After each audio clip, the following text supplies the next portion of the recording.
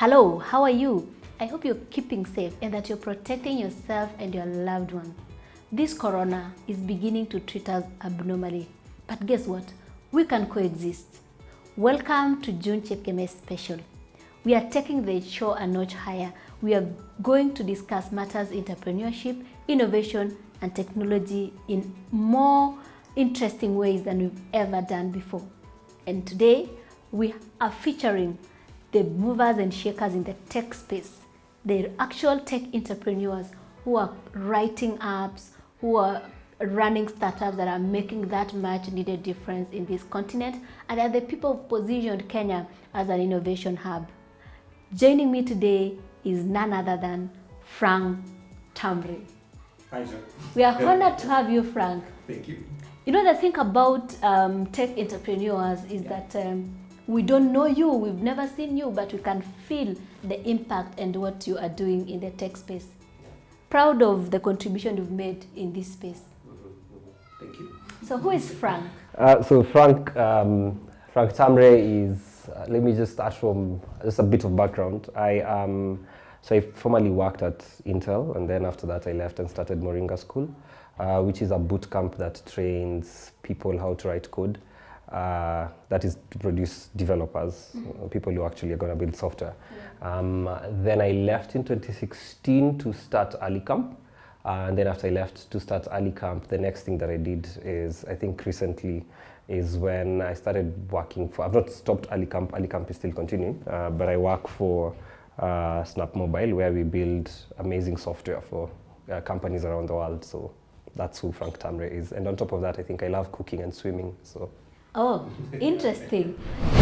Take us back to the idea of Moringa School, even as we go towards what you're currently working on. Yeah, so I think the way Moringa School started was more, I had always been fascinated with building software, with like training people. So then I think it got compounded when I started working at Intel, because at Intel I got to travel around different countries in Africa. And I saw something very interesting. There were more people who are really smart, but then they needed this very small tipping or just realignment, and then now they can get to the global phase. And so around 2014, I met my co-founder now, Audrey.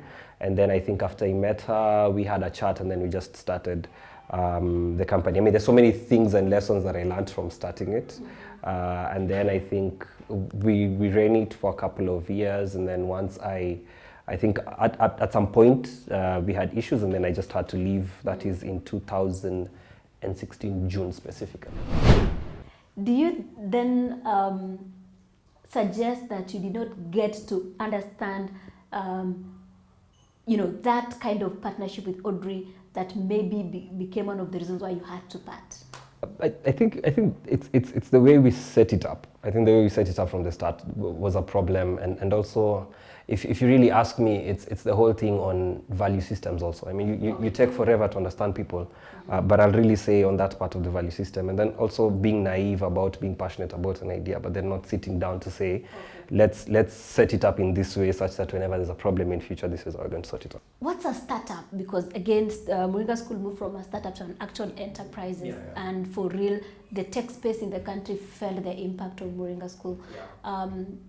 At what point then do you translate this idea into an actual enterprise? Okay, so I think for me, if you really ask me what a startup is, it's this thing that you have this idea and you really need to try it out, and then you make money from it. The key thing is if you want to do the startup, you have to think about the traditional business of brick and mortar, where I'm buying something.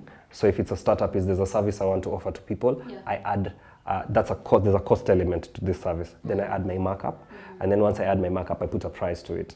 And so this has to make sense for everyone. And so that's, for me, a startup needs to think that way.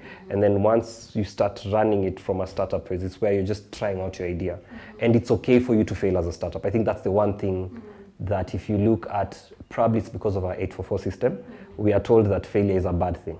But failure is not necessarily a bad thing. There's so many lessons you can pick from there, and then you can get to now build on it and just move on from it. So how do you separate passion with actual business? So I'm passionate about writing apps, I'm passionate about skilling and all that, but then I need to run a business. So I would say don't necessarily separate them, because running a business is hard. Anyone who tells you it's easy is lying to you.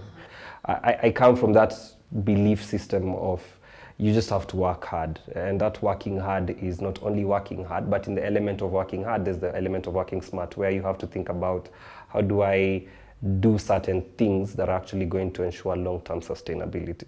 And so most people I've seen, and even myself, fall into this category of not sitting down to put my thoughts in order and say, I want to run a company that's going to look like this. Think about possible conflicts maybe, and also just try and, I would say, safeguard yourself from the future. Safeguard yourself. Frank, Yes. did you exit Moringa School or you left? Let me say left, because an exit is different. Let me say left, and I think I left. Again, I said it's just because of like our value system just didn't align. I mean, I started seeing this when we started, but then I guess it's that thing where you say, yeah, let me just stay in, this thing's going to change.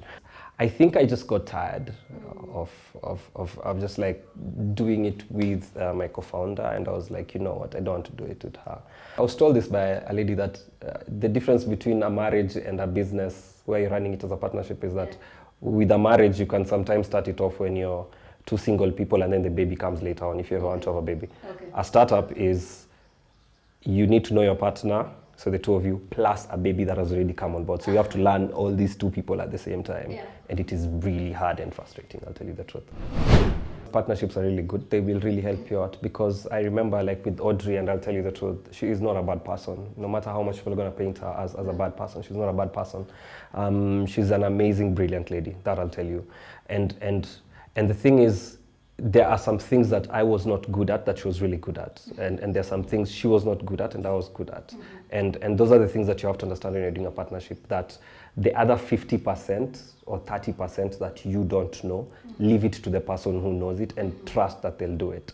If you suspect that there's a problem, have these meetings and be really honest with yourself. But do you think you as the Kenyan startups are also having a challenge really seeing investment from Kenyans and Kenyan co-founders coming in? I'll tell you for sure, personally, I've offered to invest in a startup in this country. Yeah. The startup says, I'll take this much for this percentage. And of course, as an investor, you must ask them to make certain tweaks to their investment proposition. And then they say no. 1 year down the line, a foreigner comes in, buys them in with less money, and takes a majority shareholding. How is that? We talk racism white to black, but then there's the other bit of the inverted one. Yeah. So we as Africans by default is we see a white person and our blood is boiling. You know. So you rather take 2 million from a white person and not 3 million from a black person? That's what most people would do. Yeah. But then I think that we need to be honest and ask ourselves, when you have this person who's coming to give you there, don't look at the color of the skin, but look at what's the value that this person is adding. If you're starting a company, whether you're alone or with people, is either way it's good. But then be honest with yourself when you get into this business. You're not going to get rich after 24 hours or 2 months or 3 months. It's going to be a struggle. It's at that juncture that we wrap up that session. It's very clear, don't change the world, change yourself. Believe in yourself, be honest to yourself. Frank Tamre is one of the co-founders of Moringa School, as he's rightfully put it. We've always known that he exited, but he's clarified today that he had to leave. We'll move to the next episode where we'll now discuss about the landscape, the technology landscape in this country, the startup space in this country, the innovations in this country, and how then do we begin to build these startups and these solutions that we can proudly own and showcase the role of the Kenyan people in running startups and defining the innovation space in Kenya. My name is June Chepkemei. Thanks for watching. This is June Chepkemei Special.